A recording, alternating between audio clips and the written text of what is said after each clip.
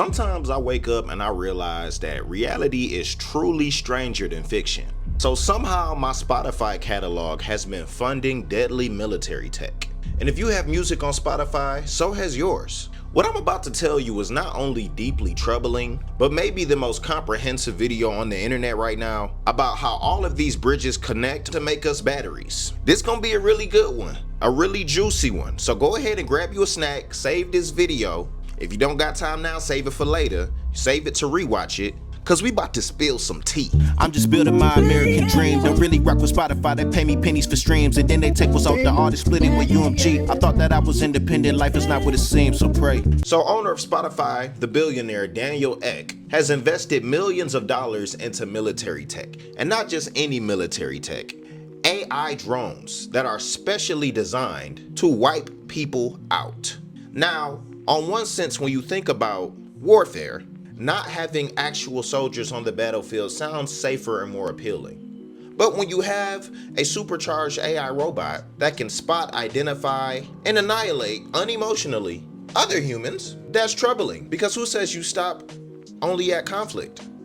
We already disagree with a lot of the world conflicts right now that have nothing to do with us or anything righteous or legitimate in the first place. And what is a CEO of a music app doing making these types of predatory investments? This is a huge conflict of interest and abuse of power. So this is entirely troubling, especially during this time. But that's where the bridges connect. This is all just one big system. We're like 10 plus years into Spotify by now. It's still fairly young, about a decade or a decade plus by a little. And remember, they were a part of the streaming era that came up and changed the way we interacted with music forever. Before streaming, we would have to buy CDs or buy catalogs off of iTunes, and we feel like we've been rescued from that because now we pay $10+ a month, whether it's Apple Music, Spotify, whatever streaming service you have, to get access to an entire library, the world's library of music. They sold us convenience, but artists ended up paying in the long run, significantly. They sold artists the idea of being more accessible, of having more fans, but we had no idea how to conceptualize how our music would be segmented into micro streams versus in order for a fan to interact with our music, they actually have to buy in. No, now they just have to buy Spotify, and Spotify gives artists 0.00033 cents per stream, which means an artist needs a song to stream 1,000 times in order to make $3.30 approximately. But the other thing about Spotify, when they came up with the streaming idea, UMG and the big record labels were like, nah, hold on. If you want access to the music of our signed artists, you gotta give us a piece of the pie. So we want a stake in the company. Spotify reluctantly took this, but UMG pretty much bullied them into this, but also said, you can get your hands dirty with us. Now I'm gonna put allegedly at the end of that, just in case. But you know, they say, hey, you can get your hands dirty with us, and some of the ways in which we move around the industry, which is pretty much like a mob. The way that these record deals and contracts are set up are entirely predatory, and that is a whole nother video, and a lot of people already know that. Even if they don't know the nutrition facts of the record deals, they know it's trash. But this also ends up panning out to independent artists and their inability to break into any real funding or income even after they are consumed at a high level. And Spotify can set a higher streaming rate to pay artists more equitably because we offer so much value to Spotify. There are over 60,000 pieces of content uploaded to Spotify every single day. And with that amount of traffic, they can have a lot of control about who gets paid, how you get paid, and they make sure the people that are bringing their attention and consumability over to Spotify, like Joe Rogan, oh yeah, like his contract was heavy. But independent artists don't get a contract with Spotify when we say, hey, I'm bringing my valuable catalog, my fans, and more potential traffic to buy an $11.99 subscription to your platform per month. So therefore, I need an equitable deal or cut or streaming rate based on the value that I bring. Once upon a time when the streaming era first began, Spotify, Apple Music, there were streaming wars where they were paying artists to release their albums exclusively on their platform first, maybe for the first 2 weeks. So when Chance the Rapper had his coloring book album, he released through Apple Music exclusively for 2 weeks before he released his music on any other platform, knowing that fans of him that want to hear his album will buy an Apple Music subscription. In exchange, they gave Chance $500,000 to do this for 2 weeks, and artists were getting off. The Weeknd did it, it's countless other artists that did it, until the big wigs on both sides of the aisle, Spotify, Apple Music, and all the others were like, hey, we wasting our money giving them all the power. Let's agree to stop these streaming wars so that we can structurally build from the inside what we want this business to look like. Let's not let artists dictate how we pay. We want to be in the driver's seat. This is very monumental right here because they rely and desire you not to know their origins and how they came to be. And they want to constantly dangle the carrot of progression in front of our faces so that we can have an illusion of progress, when really they're bleeding our pockets and doing big crazy stuff behind the scenes. And this is why they're aggressively putting their foot on ways to continue to control the industry so that more people that are finding conventional ways not attached to their conglomerate on how to come up financially, they're like, well, let's make sure we good and that we create a system that they even still have to abide to. Lock in. This is how Daniel Eck is able to raise his worth, and they don't have to raise the worth of the streams for the artists. And this is where the Livable Wage for Musicians Act comes into play. Now, this bill was introduced first and foremost in Detroit by Congresswoman Rashida Tlaib, a Palestinian woman, who brought this issue up saying, hey, we can come up with a business model where artists can get paid 1 penny per stream. Soon as I heard about this, I was like, how can I get involved? I made content where I was calling her like a few times a week, sometimes every day, leaving messages with her team, sharing who I am, what I do, how I'm an artist in Detroit, and my interest on figuring out how to push this bill. Here's what the bill says. The bill proposes for the streaming rate to be raised to 1 penny per stream, which would mean a 300% raise for artists, which would mean instead of when you get to 1 million streams and you get $2,000 to $3,000, you'll get $10,000. This will financially skyrocket so many independent artists that work hard at their craft and their art, and the business model is there for them to win based on the attention they bring, but the rate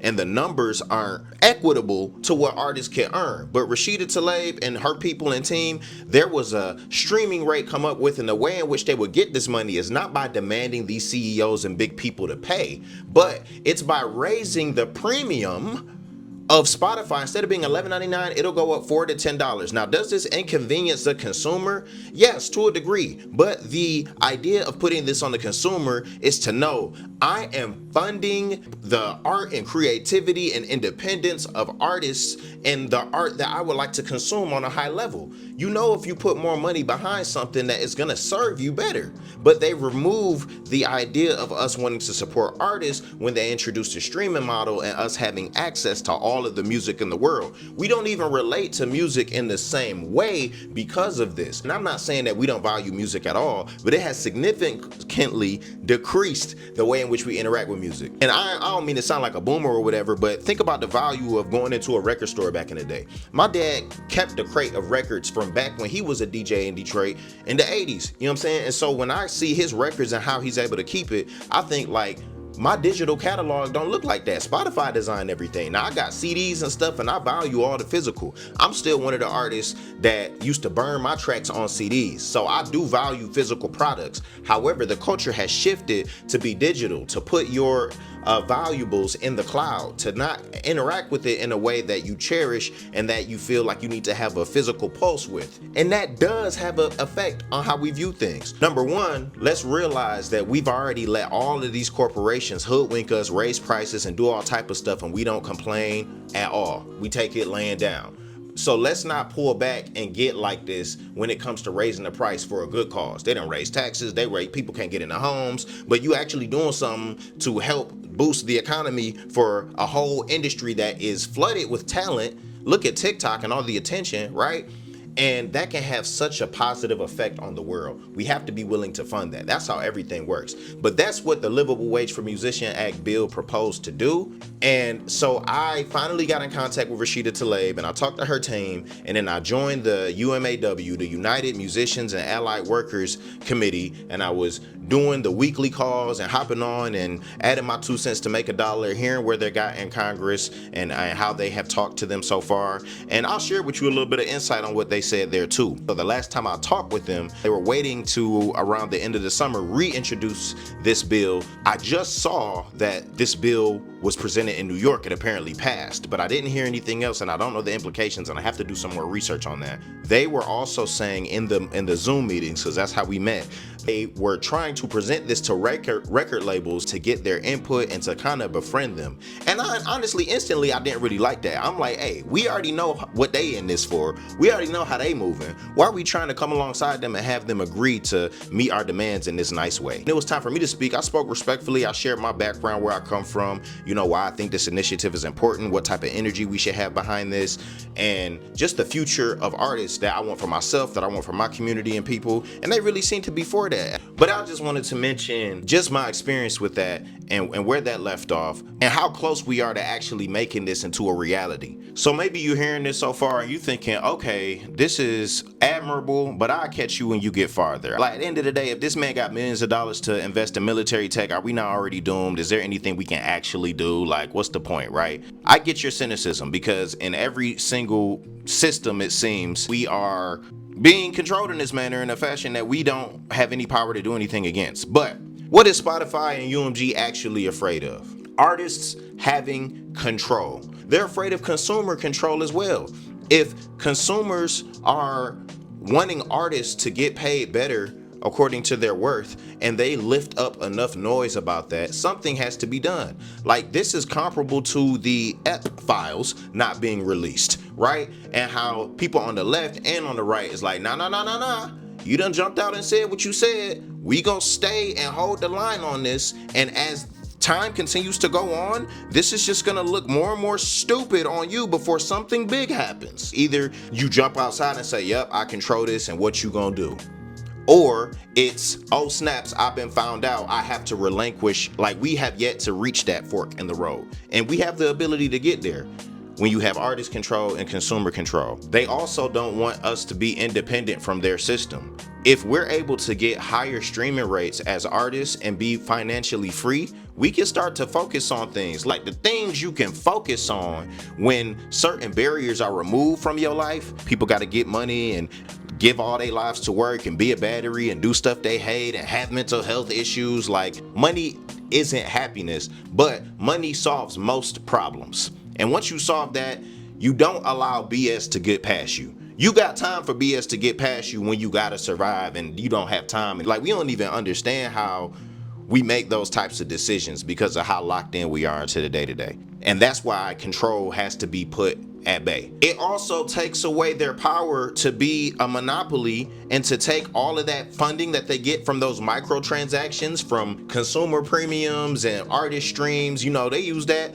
The industry is a big mafia. They can launder money, create predatory contracts for artists that can't read things like this correctly and have legal loopholes. And financially healthy people would never allow that to happen, because they would be like, why would I give that up? We'd be able to understand our value. This is all connected. All of these things are connected. So when we look at Sir Diddy Kong and we look at EP, and then we get the music industry, because UMG owns over 33% of the entire music catalog of the world. These are elitist topics like music, entertainment, politics, war. All of these things start to go together, and you realize that we're under one system that just operates in different ways. It's like Disney owning all of these companies that look completely branded differently, but they're all owned by Disney. Like, that is the same thing that we experience with Spotify. And anybody that's mega rich and super elite, you might have a different color on when you come to the table, but they all eat together and live in the same house. And so this is also what this is fighting when we go against this. In every way possible, we gotta take a chink out of that elitist armor. Whether that is from a music entertainment standpoint, whether that is from a political standpoint, whether that is from whatever standpoint, we have to be able to stand on business everywhere. And wherever we have a chance to, we have to pronounce it even more. So how do we solve this issue? Like I said, don't back off. Support the Livable Wage for Musicians Act. Keep your ear to the streets on it and make sure you share that type of stuff, speak on it, and we make these people uncomfortable. The fact that Anthony Fantano is being called out when he's one of the main people that ever even shine light on Daniel Eck and this military stuff. I learned a lot about this because of Anthony Fantano, who is a popular music journalist, and he has used his platform to discuss the things happening with these entities concerning music. And then all of a sudden, we get these videos that come out about him being quote unquote racist. Now, I'm not saying that I think that what he did in those videos weren't wrong, but I feel like people that give more energy towards kicking someone out of the culture for being racist versus rebelling against a system responsible for a lot of the racism and toxic capitalism that keeps you down in a real day-to-day way versus what Anthony Fantano said years ago. They'd rather you put all your energy towards getting that man up out of here. You a puppet if you that type of person. I'm sorry. It would behoove them to get Fantano up out of here. That's just, my opinion. And I think Spotify and UMG are panicking. Earlier this year, they announced Streaming 2.0. They made an article talking about Streaming 2.0 and how there's going to be more opportunities for artists to make money, better access to streams. We're going to make a difference between casual fans and super fans and have a different streaming rate payout, based on how much people interact with you. But they were very vague on what that looks like. And when I hear more ways to make money, they're making another singular path to them where they say, we set the rules on what this opportunity is, so maybe you can do syncs through us now, and we can get you in movies and stuff. But now we'll take a larger cut out of that. So yeah, you can do more with us, but we're taking more from you, but giving you the illusion of inclusion and increasing when really I'm letting you give me more and I'm giving you more of less. You see how this works? This is mirrored in every other part of our society. We get more of less of a lot. So I know I just dropped a lot. There's so many ways in which I could get even deeper into this, segments into things that I said, but I'm gonna leave that for another video. For now, I just wanna know what you guys think about this in the comment section. Let me know your thoughts. Let me know your takeaways. This is huge. This is something that I think should be talked about every day in every cohort. I wanna hear about this more because something needs to be done now, currently, livably, as we're speaking, as we're breathing. Hip hop is changing, the world is changing, we're realizing things. The human and collective consciousness is shedding its skin of prior lack of awareness. And now we're having the ability to position ourselves to do something about it. But if we don't act in a timely manner, our ability to take that position is going to be taken away. And we're not going to have the ability to do that anymore. And so we need to recognize that and move accordingly. I'm Jay Pitts. That's my 2 cents to make a dollar. Ooh! Let me know what you think about this. Make sure you like this video, subscribe, or follow me. Make sure you listen to my music as well at Jay Pitts. Everything is linked either in my bio or the description. Until next time.